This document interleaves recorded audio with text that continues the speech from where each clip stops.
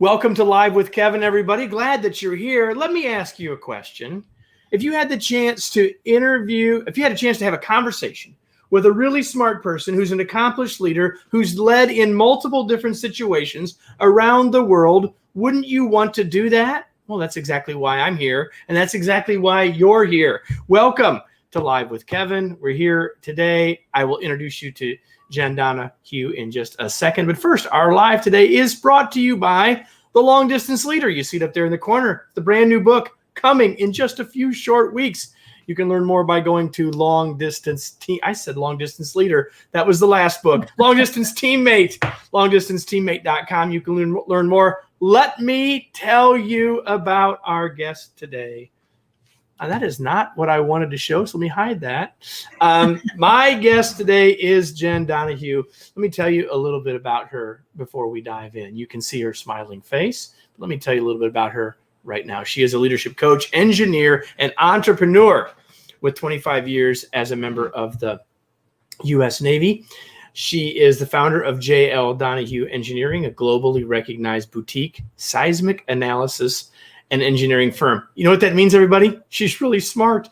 She has worked with a wide variety of clients, including PG&E, Duke Energy, Chevron Phillips Chemical Company, the City of Anchorage, the TVA, and BART, the Bay Area Rapid Transit Society. She, over her career, has led operations around the globe, as I said, building a bridge in the middle of an Iraqi war zone, constructing combat outposts in deserts filled with insurgents. She's known as the Earthquake Doc. She's successfully spearheaded earthquake and tsunami reconnaissance missions in Samoa and Japan, designing seismic plans for a bridge over the Panama Canal. That sounds pretty interesting in itself, and has served as a seismology expert at 5 nuclear power plants. I could say lots more. She has a PhD and master's from UC Berkeley. She attended Texas A&M. And she is our guest today. Jenn, welcome. I'm glad to have you. Thanks, Kevin. I'm so glad to be here. So the first thing I must tell you is we have something in common.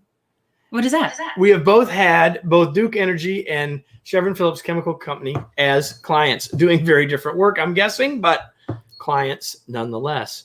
So I'm really excited to have you here. We did not really have a chance to chat much before we went live, so we'll do that together as we go. I said a lot about you in that opening, and we're going to talk today about mentoring specifically, but when I have the chance to have someone like you and have a chat with you, I just want to make sure that I get the richness and the fullness. So tell us a little bit about that journey. Texas A&M, the Navy, et cetera, et cetera. Tell us just a little bit about the journey that led you to doing what you're doing today. Thanks, Kevin. I've had so much fun in my life. I have been so blessed. At Texas A&M, I was an ocean engineer. And so really all that is a civil engineer, and you add water to it. And I was looking at all of my friends, and they were all going down to Houston, and they were getting jobs down there. But I had a lot of angst and felt like I needed to go out in the world and do other things. And so I joined the U.S. Navy, and from there I got to travel all over the world. I was stationed on Guam for a little while. I did drilling and blasting in Alaska. After a couple of years, I decided that I wanted to get out and do other things, and I became a civil engineer. I basically went to the Bay Area and decided I wanted to go back and do a little bit more as well. And so I went back, got my master's and PhD in seismic engineering, which is really just civil engineering, but now a lot of shaking instead of water. So I've had tsunamis. We got shaking and water. Then we have a tsunami, right? Exactly. And I studied tsunamis too. So I had a great opportunity to go and do earthquake reconnaissance. So after a really large earthquake, there's a team of us from the National Science Foundation that get on a plane, and we fly to the areas that are affected, because one of the things we want to understand is not only what failed, but also what didn't fail, because we can take that information back and we can try to better our own building codes so that we're safer here. I've stayed in the Navy Reserves. I've deployed to Iraq. I've deployed to Afghanistan. I've led troops up to 800, and I'm just absolutely loving life. So I'm curious. You've led in both civilian and military situations. This is a question I always like to ask people who've been in the military, and that is what might surprise us non-military people about what it's like to lead in the military. Maybe even you might even dispel a myth or two along the way. But what's different about that? One of the things that we do in the military is that we give lots and lots of training. And what a lot of people don't understand is that we give people the opportunity to fail. And a lot of times people think, oh, well, no, it's life and death. You have to make a decision. There's zero tolerance. But in the military, we give people a lot of opportunities to understand who they are as leaders and go forward and fail so that they understand as they start to mature and go up in ranks that it's okay to fail as long as you learn from that and then you can take that forward. I haven't found a lot of that whenever I've been in the corporate America. It seems very, zero tolerance as far as failures on things like that. So that's one of the things that I've really loved about the military is that they are really looking to grow leaders. And through that is a little bit of failure. All right. So if you go to Jenn's website, that would be jenniferdonahue.com. When you go there, the first thing you will notice, other than her smiling face, is something that says, do great things. And so it's pretty clear to me that that matters to you a lot, that you believe that we can all do great things. And so I have two questions about that, Jenn. Yeah. One is, what do you mean by that? And why do you say that? Every time that I send somebody out on a mission, that's like the last thing that I say is like, go do great things. And that kind of pumps them up to say, hey, you know what? I'm in charge. I am responsible. I have the authority to go and do my mission. And so every time I send anybody out the door, it's always go do great things. And piece of that is that I'm really looking for them to understand like how important that is. We want to go out and everybody, not necessarily in the military, but in the engineering world and the corporate world, all of us want to do great things. We don't want to do mediocre things. We want to do great things. And by standing behind people and believing in them, that helps them go and do great things out in the world. That's awesome. So one of the reasons I wanted to start there before I led into mentoring, and by the way, before I do that, for all of you that are watching live, ask your questions. We can see them.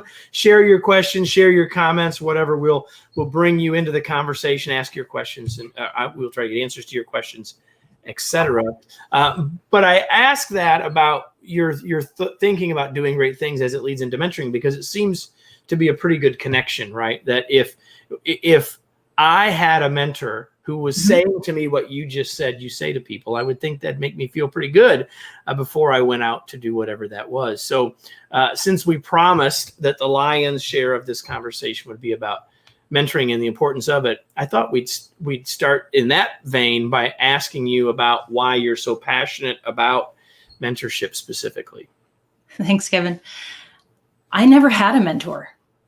As a female engineer, there weren't any other female engineers that I could look up to, both while I was at Texas A&M, even whenever I was in the military, there was very few women. Well, first off, there's not a lot of women in engineering, and there's even fewer women in engineering that decide to go into the military. We're only 9% staffed with females right now in what I do for the Navy. And I never had a mentor. And so I had this like grand idea that it's like, I'm going to go out in the world. I am going to go do great things. Nobody can stop me. And what I didn't realize is that there was also room for some type of mentorship, because I made all kinds of mistakes along the way. And I think if I would have had a mentor, even if it wasn't a female mentor, if I would have just looked up to somebody that I wanted to emulate and go talk to them, I think I would have not made as many mistakes as I did. And since I've started to grow and I've started my own business and I'm still climbing in the ranks of the Navy, other people are coming and talking to me and saying, hey, would you be my mentor? And I was like, I don't even know what it's like to be a mentor, because I never had a mentor. So I had to start to look at what does that really mean? and I studied and I just decided, you know what, I'm going to go out. I'm going to get my own mentor so I can see what this relationship is supposed to look like. And since that point, that turning point in my life, it's been the best thing I've ever done. I've gotten some great mentors. They've given me great opportunities. They've given me great advice. And now I feel like I need to give back. I've been blessed with so many things. I need to give back to my community. I want to give back to others who are struggling. Maybe they're brand new leaders. Maybe they're put in different positions. I want to help others in a way that I didn't have the opportunity. Excellent. So now that you've been at it a while on both sides of that equation, what's your advice for mentors? So if someone is in the spot now, if someone's watching and they're saying, man, that's where I'm at right now. I like that. I want to be one. I don't know how to do it. What's your advice to people who have been asked to be a mentor or who would like to be one to someone else? There's a couple things you need to think about with being a mentor. And the first one is that you have to have patience. And what I mean by this is your mentee is probably going to come to you with all kinds of problems and issues, and me being who I am, I want to just jump in and I want to solve all those types of things for them. But that doesn't lead to growth of your mentee. And so you have to have patience with them and help try to lead them through the process so that they start to think about how to solve problems on their own, but give them guidance. If they hit a brick wall, kind of help them with a ladder to get over that wall. But don't just jump in and give the answer. The other thing that I would tell people who want to mentor is that it takes time. It takes a lot of time because it's taking time out of your own personal business to be a mentor. The mentor that I look up to the most, he basically said he gave up a lot of opportunities because he wanted to mentor others. And it takes, take an hour, out of your day, take an hour out of your week, whatever that might be, but it takes time. Put a time on the calendar because you don't understand how much that mentee is looking forward to being with you. And if you blow them off, that really means something to them. So you have to make time for them. So those are the two things that I would say are probably the most important. So I want to comment on both of them. And the last one is certainly if you're going to commit to doing it, then you've got to make sure that you're all in. I agree with you 100%. And time is part of that. But the other thing that you said is critically important and might seem paradoxical to people, right? Your comment was be patient, but then you said, don't just give answers.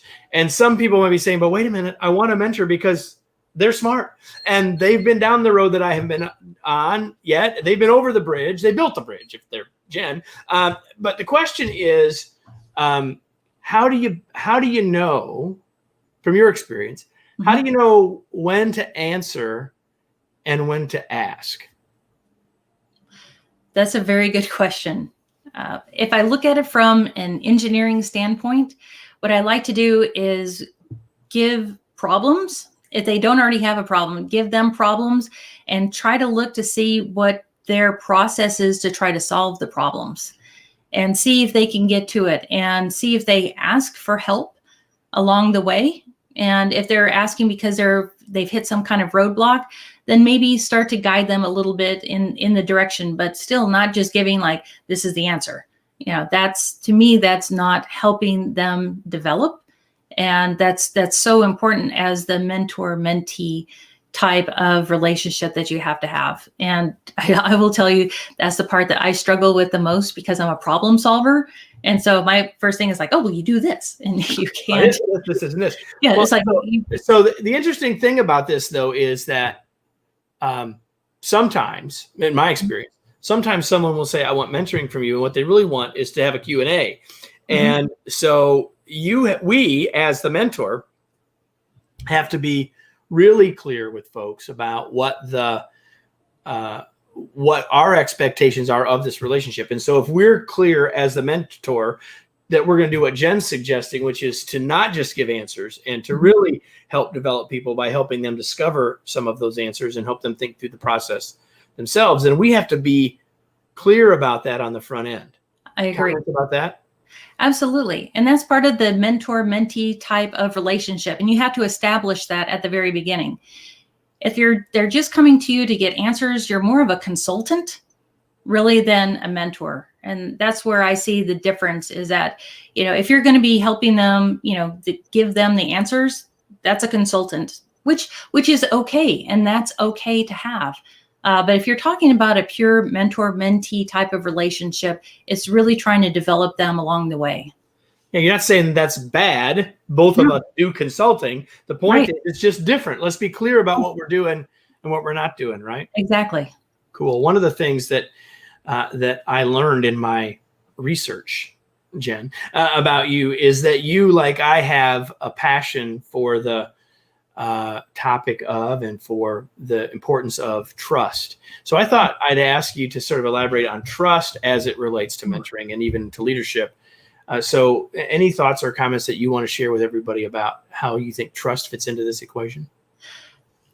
Trust is everything.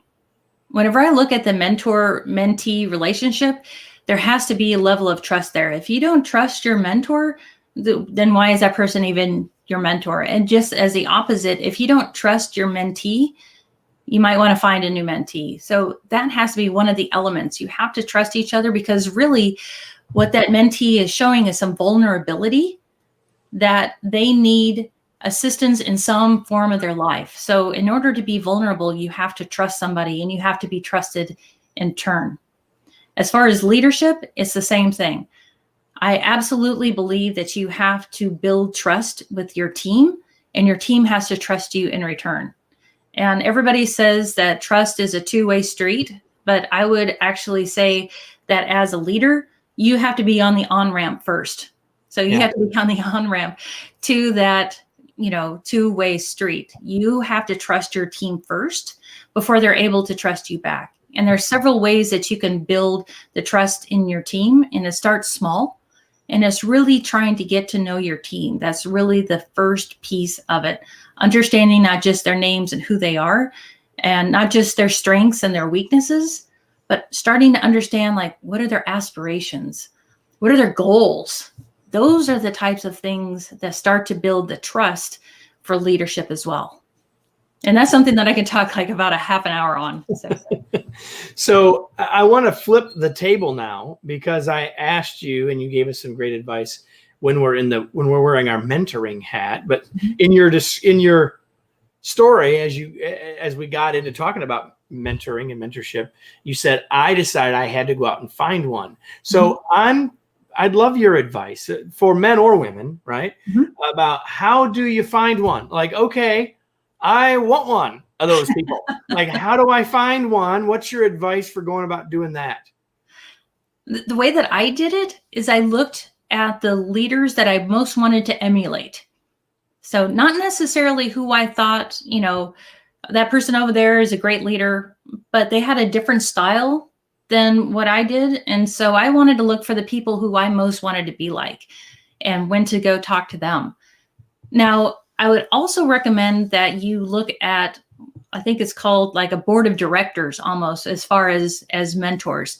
Maybe you have somebody who's really good at finance that you really want to learn more from. So that would be, a great one. Maybe there's like a life mentor. Maybe there's somebody who's done really well just in life. And so that's a different mentor. And so you have all these different mentors that you can use, as far as a holistic look at trying to be a better person or a better engineer or a better finance person. And so that's what I did, is I looked to see, I really like the way this person is handling these types of situations. And I just went up and asked. And a lot of times that's some of the best ways that you can get a mentor. So I want to follow up on that ask comment, but before I do that, we've got someone who's joining us from Bangladesh. So the thing is, the beautiful thing about mentorship and mentoring today is they don't have to be someone down the hall. There may not be anyone down the hall except your spouse, but down, they don't have to be in the neighborhood. They don't have to be nearby. And so I think it's really important for us to recognize that the boundaries for this, when we can use tools, like Zoom or whatever, right. It doesn't have to be doesn't have to be someone that's immediately accessible. And with tools like LinkedIn, like one of the places where we are right now, the ability to connect and the ability to make that happen is really tremendous. You use that super important 3-letter word of ask. And I don't know about what was your experience when you asked? Like, have you had a lot of people turn you down, or like what's been your experience once you decided and you said, this is who I want? Mm-hmm. What have you found when you asked? A lot of times they were shocked. They're like, like, oh, you want me to be your mentor? Like, and they kind of looked around like, well, sure. Okay. I don't think they were expecting me to ask them. But they were absolutely thrilled. And what I found was that once I said that, they were so willing to start to share their lessons learned. They were quite honored. And it's the same thing whenever somebody asks me to be their mentor. I'm like, wow, really? You want me? And it's this real feeling of trust and almost like love between, the mentor and the mentee that comes from there.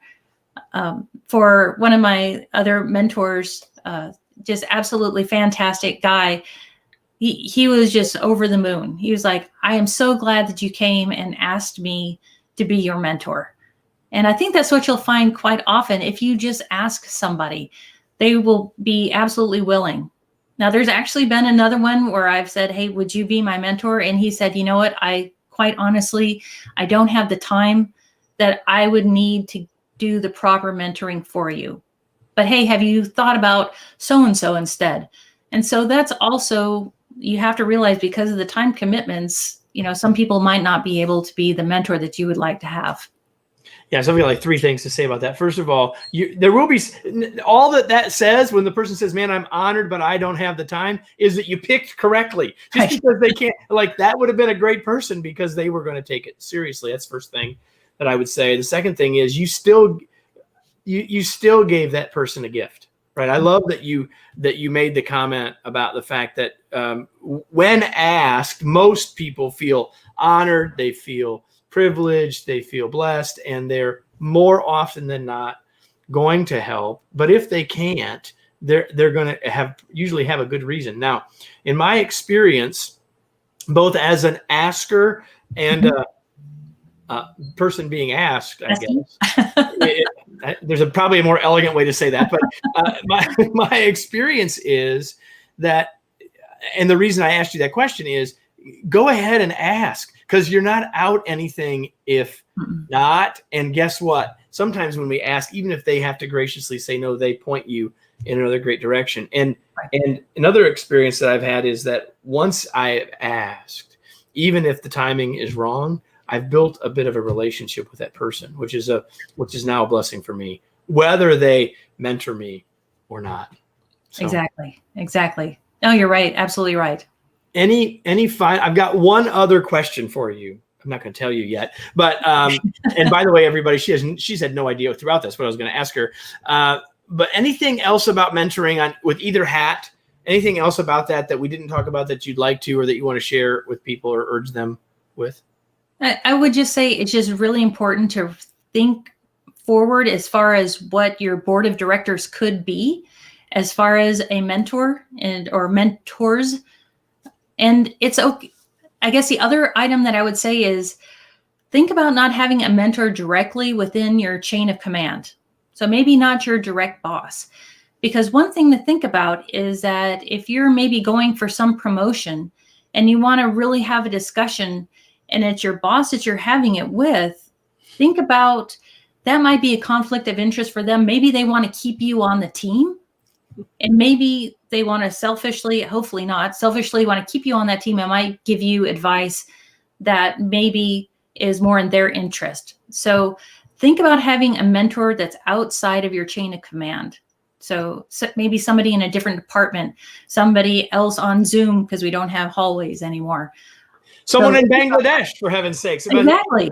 I think that's actually an excellent point, because while having a great relationship with our boss, our leader, our supervisor is fantastic, and can a manager be a mentor? Sure. Absolutely.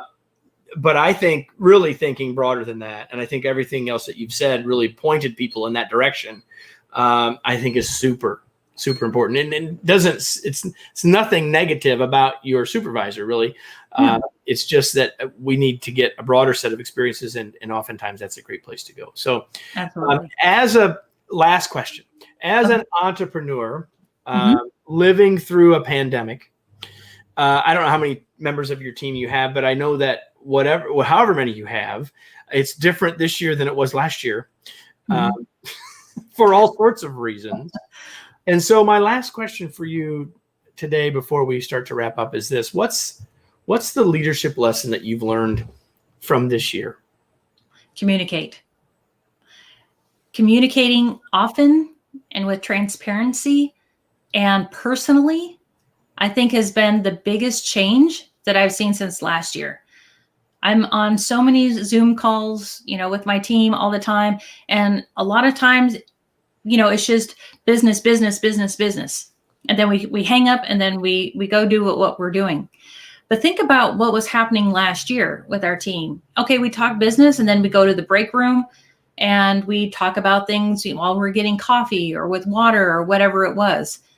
When we're on Zoom calls all the time, a lot of times it's just like business and taking a breath, taking a step back, and actually communicating again as a human to human on the Zoom calls. Maybe it's at the very end, where you just ask, hey, how's your family? We haven't caught up in a little while. And having that type of personal conversation that at the very beginning of the year, probably we weren't having. And making sure that as I get information, that I'm passing that along to the team and that I'm not holding it back, because that's one of the issues with building trust is that if you're holding all of that back, and if you're keeping people in a vacuum, you have to make sure you're over communicating what's going on in the organization so that they also still feel like they're part of the process and not just isolated in their home office. Those are the items that I found have been the best as far as keeping the team together and keeping them motivated as we're going through the rest of the pandemic.